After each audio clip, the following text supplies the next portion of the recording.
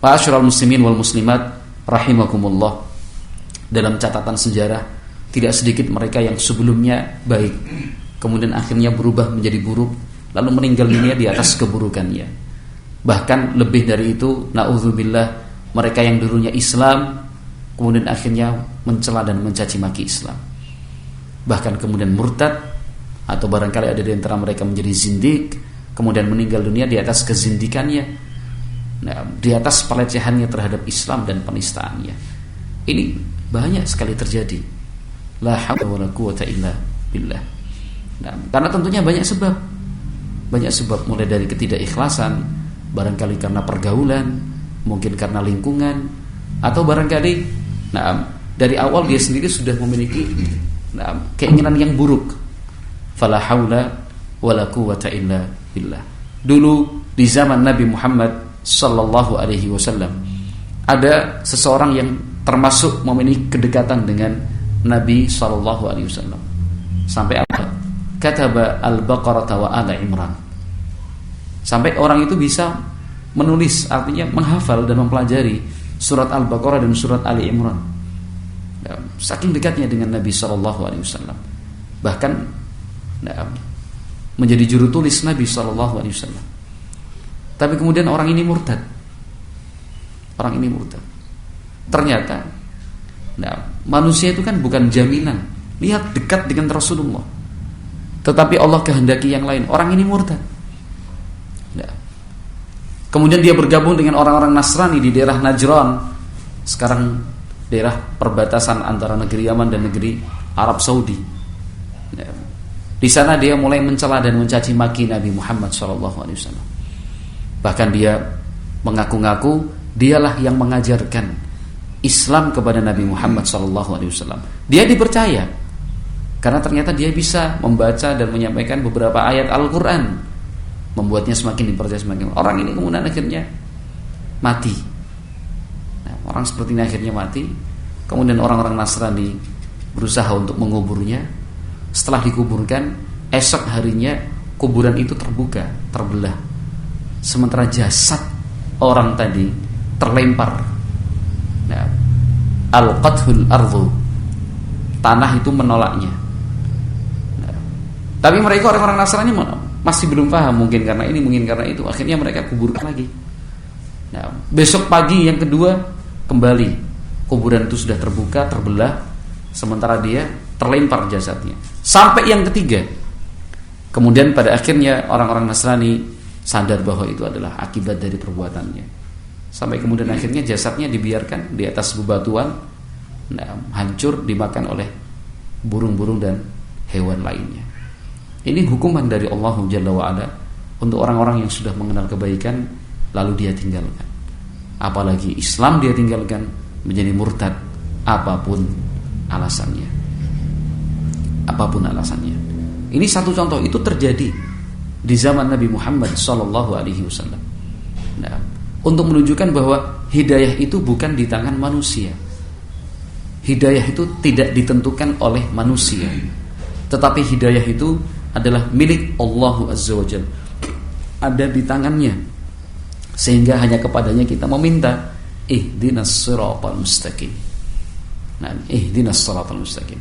Nabi Muhammad SAW dalam hadis Abdullah bin Mas'ud, hadis yang panjang, dalam Al-Arba'in Nawawiyah juga disebutkan, di akhir hadis Nabi Muhammad SAW menyatakan, wa inna ahadakum la ya'malu 'amala ahli jannah hatta ma yakunu bainaha wa bainahu illa dhira' fayasbiqu 'alaihi al-kitab fay'amalu bi'amali ahli an-nar fayadkhulaha. Kata Nabi SAW, sungguh ada di antara kita, di antara kalian, seseorang yang selalu mengerjakan amalan-amalan baik. Pekerjaan-pekerjaan penduduk surga itu dia lakukan terus begitu. Saking banyaknya amal kebaikan yang dia lakukan, saking sering dan semangatnya dia beribadah, digambarkan Nabi SAW, begitu dekatnya dia dengan surga, jaraknya hanya sejengkal. Artinya tinggal sejengkal lagi kalau dia mau bersabar istiqomah masuk surga. Tapi ternyata fayasbiqu alaihil kitab, catatan takdir sudah mendahului. Pada sisa umur yang sejengkal itu, fayamalu bi'amali ahli nar, ternyata dia lakukan, dia kerjakan perbuatan penduduk neraka. Setelah dia kerjakan amalan perbuatan penduduk neraka itu, mati, meninggal dunia. Fayadkhulaha, akhirnya dia pun masuk ke dalam neraka. Nah, ini yang kita takutkan selalu, yang senantiasa dikhawatirkan seorang muslim ketika semasa hidupnya dia semangat melaksanakan ibadah, semangat ngaji, semangat taklim, ya, semangat untuk belajar, semangat untuk ini, semangat untuk amal saleh, semangat ibadah terus. Nah, kemudian pada akhirnya di akhir hidupnya ternyata dia tidak sabar. Nah, akhirnya dia tinggalkan itu semua, berubah menjadi keburukan dan kejahatan. Ketika dia melakukan keburukan dan kejahatan itu, meninggal dunia. Ini yang kita takutkan, ini kita khawatirkan. Maka istiqomah itu berat. Istiqomah itu artinya terus dan senantiasa di atas kebaikan sampai akhir. Karena begitu beratnya, itu yang selalu kita minta dalam salat, ihdinas siratal mustaqim. Nah, kadang-kadang ada orang bertanya, apakah itu tidak adil? Nah, apakah itu tidak adil?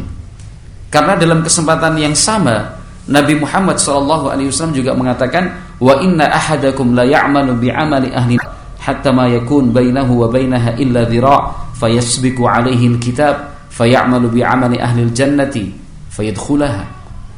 Dalam hadis yang sama Nabi juga menjelaskan bahwa ada di antara kita, di antara kalian yang semasa hidupnya berbuat jahat, berbuat buruk, kejahatan terus dilakukan, ibadah tidak. Nah, saking banyaknya kejahatan yang dilakukan, sampai-sampai digambarkan Nabi Muhammad jarak antara dia dengan neraka hanya 1 jengkal. Tapi di 1 jengkal itu dia kemudian bertaubat, dia kemudian melaksanakan perbuatan baik, beribadah dan beramal saleh dengan tulus dan ikhlas, akhirnya dia pun masuk surga. Sebagian kadang bertanya, itu kan tidak adil namanya. Nah, hal ini diterangkan sendiri oleh Nabi Muhammad SAW dalam riwayat yang lain dari hadis sahabat yang berbeda. Nabi Muhammad SAW menjelaskan, wa inna ahadan minan nas la ya'malu bi'amali ahli jannati fima yabdu linnas, atau kama qala Nabi SAW. Di sana Nabi menambahkan keterangan fima yabdu linnas. Si A, orang pertama tadi, yang semasa hidupnya berbuat baik terus baik. Nah, sampai menjelang wafatnya, menjelang matinya, kebaikan-kebaikan tadi dia tinggalkan, berubah jadi keburukan, lalu masuk neraka. Nah, Nabi memberikan keterangan ternyata kebaikan yang dia lakukan itu adalah fima yabdu linnas. Itu hanya sebatas yang diketahui orang. Itu hanya sekadar yang ada, terlihat jelas di mata orang-orang. Nah, adapun di sisi Allah Azza wa Jalla, kebaikan-kebaikan itu tidak bernilai sama sekali. Misalkan kita lihat si A, orangnya baik, bagus, Masya Allah, semangat ibadah terus begitu. Nah, sebelum meninggal dunia melakukan perbuatan penduduk neraka, lalu masuk neraka. Loh, ini kebaikan dia? Jawabannya, itu kan menurut kita dia berbuat baik. Itu kan dalam penilaian kita. Kita kan manusia biasa. Itu kan dalam hitung-hitungan kita. Tapi kebaikan-kebaikan yang kita lihat tadi, apakah betul-betul ditulis dan tercatat sebagai amal perbuatan baik di sisi Allah? Kebaikan-kebaikan yang dilakukan tadi, apakah betul-betul diterima oleh Allah Azza wa Jalla? Belum tentu ternyata. Nah, diterangkan para ulama, mungkin saja ketika dilakukan kebaikan-kebaikan itu tidak ada ikhlasnya, sehingga akhirnya amalan tersebut tertolak. Amal ibadah itu kemudian tidak diterima sebagai amal ibadah. Kenapa? Saat dia lakukan ternyata riya, sum'ah, ya cuma untuk dipuji, untuk disanjung, untuk mendapatkan kedudukan agar dihormati dan dimuliakan. Ternyata itu cuma penilaian luar saja dari kita, orang tersebut baik. Di sisi Allah dia tidak tercatat sebagai orang baik. Kenapa? Tidak ikhlas. Atau mungkin sebagian orang memandang ini kan baik. Tapi rupanya kebaikan yang dilakukan itu tidak sesuai dengan ketentuan dan tuntunan Nabi Muhammad SAW. Bagaimana mungkin amal ibadah yang dikerjakan tanpa tuntunan Nabi Muhammad SAW itu akan diterima oleh Allah? Man ahdatsa fi amrina hadza ma laysa minhu fahuwa raddun. Nabi SAW menyatakan, barang siapa melakukan sesuatu yang baru ya, dalam urusan agama kami dan itu tidak ada keterangan serta tuntunannya, fahuwa raddun, maka yang dia kerjakan itu tertolak, tidak diterima oleh Allah Azza wa Jalla. Nah, tapi kalau seandainya si A berbuat baik, melakukan amalan saleh, beribadah dengan dua syarat diterimanya ibadah itu, dia lakukan ikhlas dan ittiba' kepada sunnah Nabi SAW, kebaikan itu betul-betul diterima oleh Allah sebagai kebaikan, maka akhir kehidupannya pun akan husnul khatimah insyaallah. Nah, akan husnul khatimah insyaallah. Kenapa? Karena akhir kehidupan manusia itu ditentukan dengan apa yang dilakukan semasa hidupnya. Itu ditentukan dengan apa yang dilakukan semasa hidupnya. Nah, kalau pada contoh yang kedua, si B yang melakukan sekian banyak kejahatan dan keburukan, nah, hidayah Allah itu maha luas, rahmat Allah tidak terbatas.